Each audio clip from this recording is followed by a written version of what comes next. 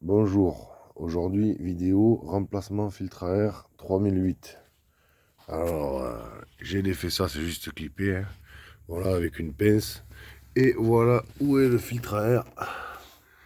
Attendez que vous voyez tout là-bas au fond. Donc il faut réussir à enlever 1, 2, 3, 4 vis qui sont comme ça, avec du T25, voir si ça passe. Et après voir si ça passe, s'il faut pas enlever le débitmètre ou s'il faut pas enlever la bête pare-brise, mais normalement ça passe. C'est un peu galère, mais ça passe. Bon, bah écoutez, je démonte et je vous reprends. Bon, voilà, je l'ai démonté.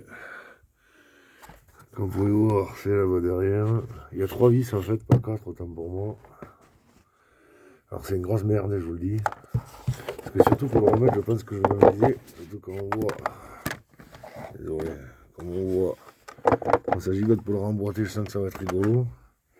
Alors du coup, c'est posé.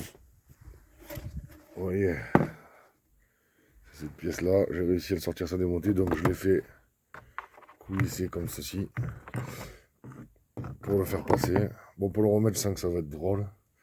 Allez, du coup, je vais en profiter pour faire le filtre à gasoil qui se trouve là. Rien de compliqué, hein, par contre, hein, pareil, hein, la place, un peu merdique. L'ingénieur, je sais pas, il croit qu'il connaît, je sais pas, où il faut démonter la moitié de la bagnole, c'est complètement con. Donc voilà, en gros, là, c'est un téton. On le soulève comme ceci. Il suffit de défaire, c'est une, deux, et il y en a une en dessous du ride qu'il faut déclipper, le sortir et le remplacer. Et le réamorcer à l'aide de la pompe. Le réamorçage qui se trouve ici. Voilà, donc pareil, ben, je vous reprends au démontage du filtre à gasoil. Et voilà, allez. Bon, voilà, j'ai démonté le filtre à gasoil. Bon, en fait, il y a une, deux connexions. En fait, ce truc-là, c'est emboîté ici, donc ils fournissent 2 joints neufs. Ça on le garde, ça c'est le vieux filtre à gasoil, ça c'est le nouveau, ça on le garde. Donc vous remplacez les 2 trucs, et ça c'est tout con, ça se glisse comme ça, et voilà, et vous l'emboîtez, tac, c'est terminé. Pour le déboîter en fait il suffit juste avec un petit levier là de soulever ici, et après tac, vous le déboîtez quoi.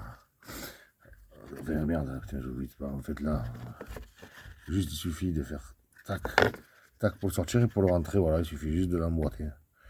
Et c'est terminé. Alors après, voilà, pour le sortir, je vous avais dit qu'il y en avait un bas. En bas, il y a une broche. Voilà, qui sert à rien sur celui-là.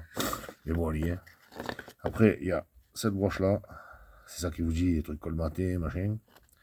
Et en fait, bon, là, vous avez une arrive, celle-là n'est pas compliquée à défaire. Là, vous savez, c'est des trucs qu'il faut pincer comme ça.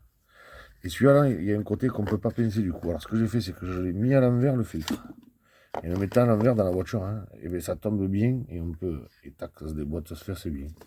Et bon, pour le sortir, comme je vous ai dit, c'est juste ici, et vous soulevez. Et pour le rentrer, ben, il suffit clac, de reclipper. Bon, bien sûr, mettre la broche en dessous avant. Vous emboîtez, enfin, vous mettez clac, et vous emboîtez vos 2 tuyaux. Et c'est aussi simple que ça. Voilà, allez, au revoir. Bon, me revoilà. Voilà, en fait, voilà, j'ai remis le filtre à gasoil. Voilà, donc ça se fait bien, ça va. Bon, ça, c'est un peu plus la merde. J'étais obligé de défaire la durite qui est là parce que j'arrivais pas à avoir assez d'amplitude. Parce qu'en fait, là-bas derrière, là, il faut que je glisse ma main en fait. Et il y a 3 trucs, 3 espèces de tétons. En fait, on emboîte comme ça dedans les 3 tétons qu'il y a derrière. Et après, on repince. Et après, il y a une. Là, on en voit une de vis. Je sais pas si vous voyez. Voilà, et en fait, il y en a une autre juste derrière la poire d'amorçage là. Et une autre qui est accessible. Si j'arrive à vous le montrer. Voilà, sur le côté. Je sais pas si vous la voyez. Au bout de mon doigt. Voilà. En fait, ça, c'est pas besoin de les dévisser à fond. Hein. Donc, vous les dévissez, vous soulevez comme ça le capot, vous tirez et vous faites sortir comme ça. Et du coup, je vous conseille vraiment de faire le filtre à gasoil. À avoir galéré à démonter, autant le faire. Et après, ça, pour le réemboîter, il y a deux espèces de tétons là, je sais pas si vous allez les voir. Ici, là, en dessous de mon doigt, il y en a un de l'autre côté. Et ça, en fait, vous l'emboîtez, du coup, il bouge presque plus, parce que c'est presque plus, je dis bien presque plus. Parce qu'en fait, en dessous, c'est deux tétons là, qui se clipent comme ça, là. Mais pareil, les caoutchoucs, souvent, ils sont morts, et pour les changer, bonjour l'ami. Mais là, ça tient, et une fois que vous avez remis la tubulure, après, ça bouge pas, il n'y a pas de problème. Moi, ce que je fais, c'est que je mets un petit riselant, je vous montrerai. Et après, ça bouge plus, ça fonctionne nickel. Bon, mais voilà, j'ai rebranché le débitmètre aussi. Allez, déjà regardé l'état du débitmètre, il est en bon état. Pour le remplacer, si un jour vous devez le faire, c'est une vis là, une vis là, une vis en dessous, c'est du 8, que de 8. Et juste, ça se déboîte, quoi. Voilà, parce que ça pète souvent, c'est un 8.6 HDI, parce que je sais pas si je l'avais dit. De merde. Le problème que vous avez souvent aussi, c'est les joints d'éjecteurs. Moi, je les ai fait il n'y a pas longtemps, donc là, c'est propre. J'avais une petite fuite à gasoil sur un retour, mais heureusement, je jette rien. J'avais gardé une vieille pièce cassée, j'ai récupéré un joint torique d'occasion, hein, je l'ai remis, et là, ça ne fait plus, il n'y a plus de problème, donc c'est cool. Voilà, allez, hâte de l'heure. Bon, voilà, j'ai tout remonté. La tubulure, vous voyez la lampe du débitmètre qui va jusqu'au turbo. Et l'arrivée d'air, en fait, c'est ça aussi que c'est une grosse merde. Alors là, j'ai mis un collier pour éviter que ce truc-là branle trop. Comme ça, il se déboîte pas au fond là-bas, au niveau du filtre à air. Et du coup, là, comme ça bouge pas. Bon, après, ici, c'est juste clippé. Avec un clip comme ça de chaque côté, là. Il faut tirer comme ça. C'est tout con. Et là, ici, bon, c'est emboîté. Dessous, là, on voit pas, mais il y a un truc qui s'emboîte. Moi, je le maintiens en plus avec un riselant. Et du coup, ça bouge plus du tout. Et c'est parfait, quoi. Après, voilà, bon, ça, là. Ah, merde, c'est emboîté là, ce truc. Ça, c'est rien du tout. C'est juste, vous voyez, là, le trou, là. C'est juste le mettre en place. Et voilà. Le cache-misère. Ah non, attendez. Si, il y est. Là, vous voyez, c'est 4 trucs comme ça. Et le cache que les injecteurs, c'est de la merde. Émis. Franchement, si j'étais un ingénieur, je serais vraiment pas fier de ça. Je dirais pas que c'est moi qui ai inventé ça. Bon, bah écoutez, je vous reprends. Là, je vais défaire la tôle en dessous. Parce qu'à y être, du coup, je vais faire le vidange moteur. En remplaçant le filtre à huile. Qui se trouve, bien entendu, comme un gros con. Qui se trouve là-dessous, là. Bon, sous la lampe, quoi, ici, là. On voit. Comme un con, mais il faudra que je redémonte ça. Vous voyez que je suis un abruti. Bon, c'est pas grave. Et je vais démonter la tôle en dessous. C'est des clés douille de 10. Pour pouvoir. Et après, c'est une douille de 21 pour défaire le bouchon d'huile.